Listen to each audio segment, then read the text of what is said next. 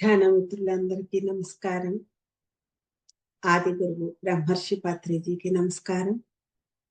Dear friends, మనం light of Patriji book లోని ఒక్కొక్క పేజ్ లో సార్ ఇచ్చిన సందేశాన్ని తెలుసుకుంటున్నాము. ఇప్పుడు మనం 12వ పేజ్ లో సార్ ఏం చెప్పారో తెలుసుకుందాము. ఇందులో సార్ ఏం చెప్తున్నారంటే, judgements and explanations deplete the life force అని చెప్తున్నారు. అంటే ఇది 11వ పేజీలో సార్ ఏం చెప్పారో, డిసీజెస్ ఎందుకు వస్తాయి అనే దానికి ఎందుకు చెప్పారు, ఆ నెగిటివ్ కర్మని కూడగట్టుకోవటానికి మూల కారణం ఏంటంటే, ఒకటి ఇంకొకరికి కంప్లైంట్స్, జడ్జిమెంట్స్ ఇవ్వటం, తర్వాత ఎక్స్ప్లెనేషన్ ఇవ్వటం, సంజాయిషి ఇవ్వటం, ఇవన్నీ కూడా కారణమవుతాయి ఫ్రెండ్స్. అయితే ఇక్కడ ఏం చెప్తున్నాండి, మనం ఎప్పుడైనా కానీ మనల్ని మన పట్ల మనం జడ్జ్ చేసుకుంటా ఉంటాం. నేను ఇలాగే, నేను ఇంతే, నేను ఎందుకు పనికిరాను, లేదా నేను ఇంత గొప్పవాడిని, అంత గొప్పవాడిని, ఇన్ని గొప్ప పనులు చేశాను, ఇలాగ మన విషయంలో మనం కామెంట్ చేసుకుంటా ఉంటాము, జడ్జ్ చేసుకుంటా ఉంటాము.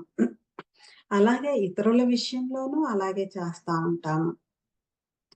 జడ్జిమెంట్స్ మనం ఒపీనియన్స్, కంప్లైంట్స్, జడ్జిమెంట్స్, ఈ 3 కూడా మనం చేస్తూ ఉంటాము.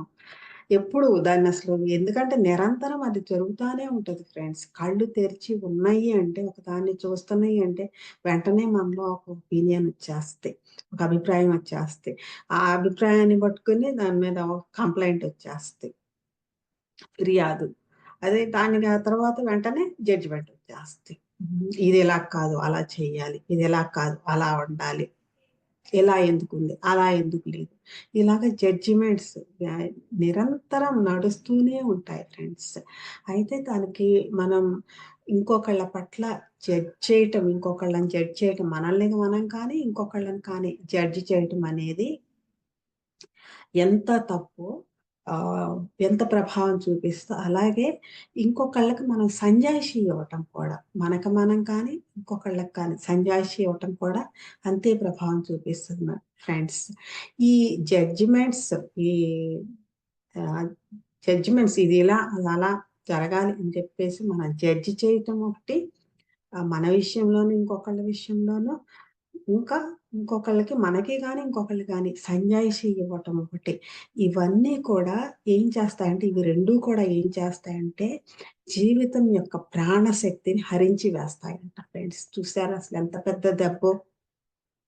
ఇది ఎప్పుడు ఇది మెయిన్ జరుగుతుందంటే, ఇంటర్ఫీరెన్స్, ఇంకొకళ్ళ విషయంలో మనం ఇంటర్ఫీర్ అయినప్పుడు, వాళ్ళు ఎవరైనా కావచ్చు, మన పిల్లల విషయంలోనే కావచ్చు, వాళ్ళ జీవితంలో మనం నిర్ణయం తీసుకోవటం అనేది తప్పు ఫ్రెండ్స్. నిర్ణయం వాళ్ళనే తీసుకొనివ్వాలి, వాళ్ళనే ముందడుగు వేయనివ్వాలి. వేసిన తర్వాత వాళ్ళని ప్రొటెక్ట్ చేసుకోవాలి, కానీ వాళ్ళని ఫ్రీగా నడవనివ్వాలి ముందుకి. అందుకే వాళ్ళ అనుభవం వాళ్ళకి ఎప్పుడైతే వచ్చిందో అప్పుడు వాళ్ళు జీవితంలో దెబ్బ తినరు ఫ్రెండ్స్. అంతేకాని మనం ఇంటర్ఫీర్ అయ్యి, నువ్వు ఇలా చెయ్యి, అలా చెయ్యి అని చెప్పి మాట్లాడితే అది ఏమవుతుందంటే, ఒక మూసలో మనం పోసేసినట్లు అయిపోతుందనమాట.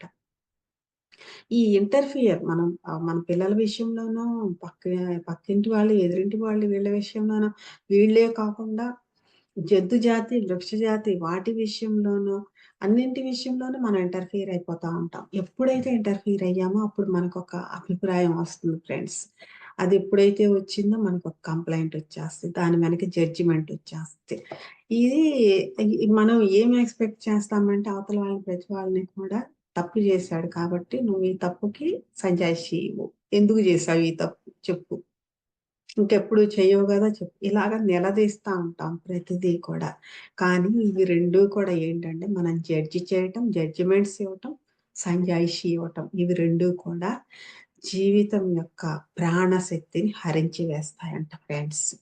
అందుకే మనం వీటి జోలికి అసలు వెళ్ళకూడదని పత్రిజీ చెప్తున్నారు ఫ్రెండ్స్. ఆయన ఎప్పుడు కూడా ఎవరిని కూడా జడ్జి చెయ్యరు.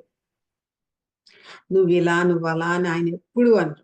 అలాగే ఆయన ఎప్పుడు కూడా ఎవరికి సంజాయిషి ఇవ్వగా నేను ఇన్ని సంవత్సరాలలో ఎప్పుడు చూడలేదు ఫ్రెండ్స్. ఎందుకంటే ఆయన ఏం చేస్తున్నారో, ఏం మాట్లాడుతున్నారో, ఎలా ఉంటున్నారో ఆయనకి చాలా స్పష్టంగా ఉంటుంది. క్లియర్‌గా ఉంటుంది. కాబట్టి ఆయన ఏ తప్పు ఆయన చెయ్యలేదు, చెయ్యరని ఆయనకి తెలుసు. మనందరికీ కూడా తెలుసు. అలాగే ఆయన ఎప్పుడు కూడా జడ్జ్ చేయరు, ఎక్స్‌ప్లనేషన్ ఇవ్వరు, సంజాయిషీ ఇవ్వరు. ఎందుకనంటే అవి ప్రాణశక్తిని హరించి వేస్తాయి కాబట్టి. అందుకే అదే మనల్ని కూడా చెయ్యొద్దని చెప్పేసి, ఇదిలా ఉంటుంది. చెయ్యండి, చెయ్యొద్దని ఆయన చెప్పట్లేదు ఫ్రెండ్స్ ఇక్కడ మనకి ఏది కూడా. ఇదిలా ఉంటుంది. మీ ఇష్టం. ఈ పని చేశారో మీరు దీన్ని కోల్పోతారు అనేసి ఆయన విషయం తెలియజేస్తున్నారు ఫ్రెండ్స్. ఎప్పుడు కూడా ఆయన ఎప్పుడు కూడా నువ్వు ఇది చెయ్యి, అది చెయ్యి అని ఆయన ఎప్పుడు చెప్పరసలు. విషయం తెలియజేస్తారు. నువ్వు ధ్యానం చేస్తే నీకిన్ని లాభాలుంటాయి. స్వాధ్యాయం చేస్తే ఇన్ని లాభాలుంటాయి. సజ్జన సాంగత్యం చేస్తే ఇన్ని లాభాలుంటాయి. అలాగే 18 ఆదర్శ సూత్రాలను నువ్వు పాటిస్తే, నిరంతరం పాటిస్తే, నువ్వు ఒక సంపూర్ణమైన పిరమిడ్ మాస్టర్‌గా ప్రకాశిస్తావు. అలా ప్రకాశించనివ్వకుండా నీకు అడ్డం పడేవన్నీ కూడా ఏవైతే ఉంటాయో, ఉపయోగపడేవి ఏవైతే ఉంటాయో, ఈ 'లైట్ ఆఫ్ పత్రిజీ' బుక్‌లో ఇచ్చారు ఫ్రెండ్స్ సారు. అందుకే మనం ఎప్పుడూ కూడా ఇక మీదట ఎవరిని ఎవరి పట్ల జడ్జిమెంట్ ఇవ్వద్దు. ఎవరికి మనం సంజాయిషీ ఇవ్వద్దు ఫ్రెండ్స్. ఆ పత్రిజీ ఎలా అయితే మనకి విషయాన్ని అందించారో, దానిని మనం అర్థం చేసుకొని ముందుకు నడుద్దాం మరి.